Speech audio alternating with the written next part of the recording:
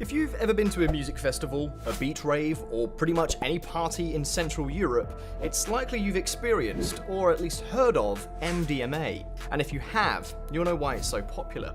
That feeling of ecstasy, of happiness, and of connection to everyone around you makes Molly an insanely popular party substance. Sadly though, this unique, euphoric, and widely enjoyed drug is one that often goes underestimated when it comes to its side effects and potential long-term harm. Thankfully though, that harm is easily reduced if you have a proper understanding of the substance and know the right precautions that need to be taken whenever you decide to indulge. So today, we're going to walk you through exactly that. Hey, it's Josh here from Mindheal. We're a non-commercial project with the objective of sharing the principles of harm reduction far and wide. In this video, we're going to take a comprehensive look at MDMA, taking a concise but comprehensive look at its effect on your brain and body, as well as walking you through proper harm reduction practices to ensure that if and when you do partake, you're properly educated and thus able to do so in the safest way possible. With that said, let's jump right into it. MDMA is one of its names, but it goes by many others. There's the actual name, which is like Molly, X, or E. It's also commonly referred to as ecstasy, but there's actually an important distinction to be made here. Ecstasy generally refers to it in its pill form, which is almost always cut with either neutral fillers or other active ingredients, such as speed or caffeine, making it more of a cocktail than a substance of its own, so it always carries unknown risks when consumed. Beyond the names though, let's get into what exactly Molly does when ingested. So let's take a peek behind the curtain and see the magic at work. Now, when it comes to the actual process through which MDMA works, there's still a degree of uncertainty. Thankfully though, that uncertainty lies in the details rather than the results. And understanding the results is far more important when it comes to harm reduction. As this is still debated though, we're going to focus on what MDMA does first, and then we'll briefly touch on how it works. So let's set the scene. You're out with the gang, and together you decide to take some Molly and ride out the night. It takes anywhere from 30 to 60 minutes to kick in. The first step is to simply let the drug do its thing. Once it reaches the brain, the show begins. You're beginning to feel the effects, but what you're feeling isn't the drug itself, as the actual MDMA molecule isn't what binds to your receptors. Rather, the amazing feeling it brings on is owed to three substances produced by your very own body: norepinephrine, dopamine, and serotonin. MDMA, rather than being the actual source of the sensation, is simply responsible for letting your own reserves of these three substances flow freely in vaster, greater quantities than they would otherwise. If you don't already know those three names, by the way, here's a single sentence explanation of each of them. Norepinephrine increases alertness, arousal, and attention. Dopamine provides pleasure, satisfaction, and motivation. And serotonin, most importantly, is responsible for happiness. They all achieve this by binding to receptors within the neurons in your brain, signaling for these feelings to be released. When released in tandem, in large quantities, it sends everything these molecules can provide you into overdrive. Take a second to appreciate just what that means. These are usually only released in certain scenarios, but thanks to MDMA, they're being released voluntarily. Their energy typically reserved for fight or flight scenarios, thanks to norepinephrine. The fulfillment of finally saving up enough money to buy that new car, thanks to dopamine. And the joy of falling in love, thanks to serotonin, the most important of the three.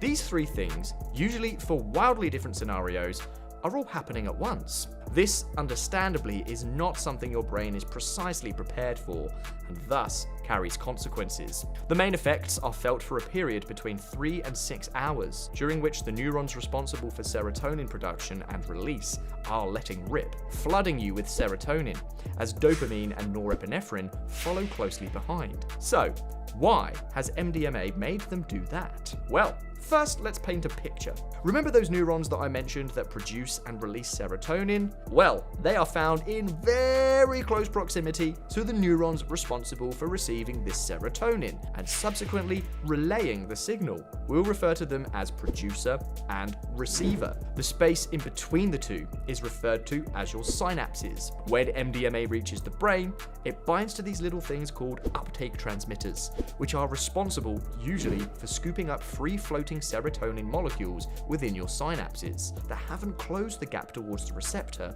on the receiver neuron yet. Once it's snapped up, it's returned to the producer, where it's either recycled or broken down. However, once the MDMA has bound to it, two things happen. When MDMA enters the cell, it incites the mass release of serotonin into the synapses, bringing on the effects associated with it. And more serotonin is left free floating, which eventually reaches the receptor on the receiver cell, increasing these effects even further. Now, as this goes on, you'll be feeling all that amazing goodness that Molly is known for.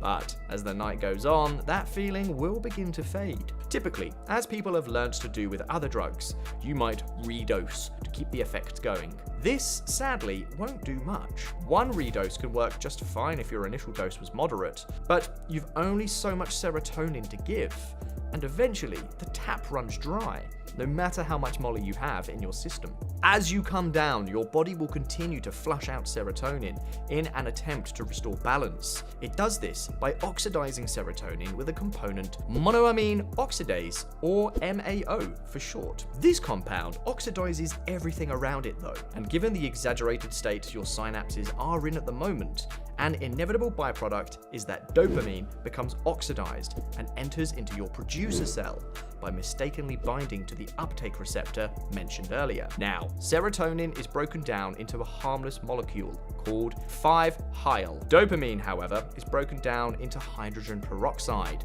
which, as you may guess, is a big no-no in terms of substances to have floating around in your brain. This hydrogen peroxide then oxidizes the producer cell itself, causing damage, which, if frequent, can lead to long-term or even permanent dampening of serotonin production, meaning you become less sensitive to serotonin, which, as we mentioned, is responsible for making you feel happiness. Now, we enter the aftermath of an MDMA trip.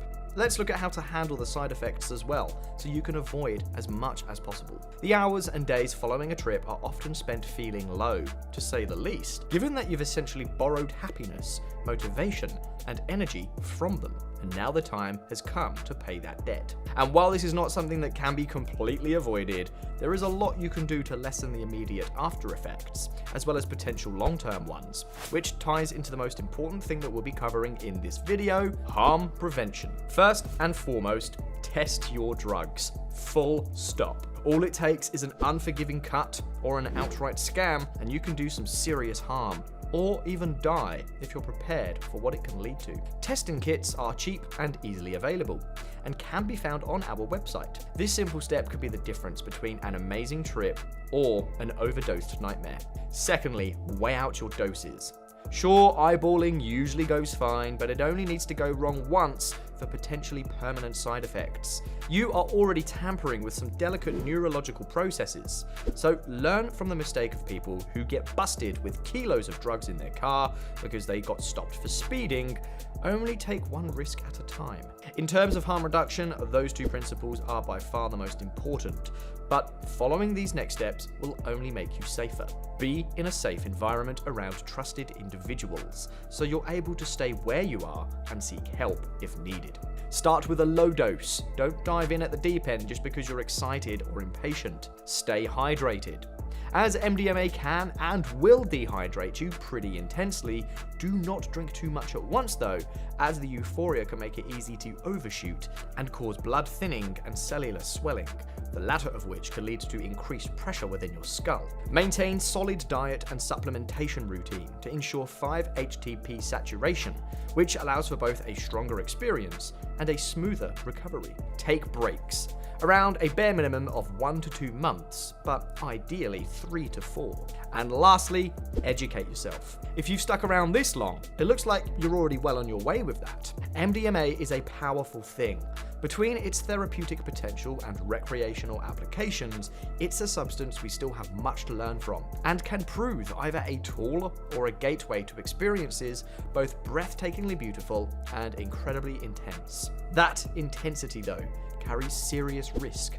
If mishandled or abused, Molly can be harmful, even deadly. Proper education is key when it comes to safe use and an overall healthy relationship with this substance, as it is with any. And thanks to the time that you've taken today to watch this video, you're that much better equipped to achieve exactly that. Now, if you found any of this useful, we'd really recommend heading over to our website for further information on how you can keep yourself safe and reduce risk factors when using MDMA, as well as reading up further about how exactly it works, and exploring the other applications being found for it. We're also introducing a new chatbot based on the hyped ChatGPT, so you can have real-time conversations about staying safe and get personalized advice on any questions or concerns that you may have. I've been Josh, and I'll see you in the next one.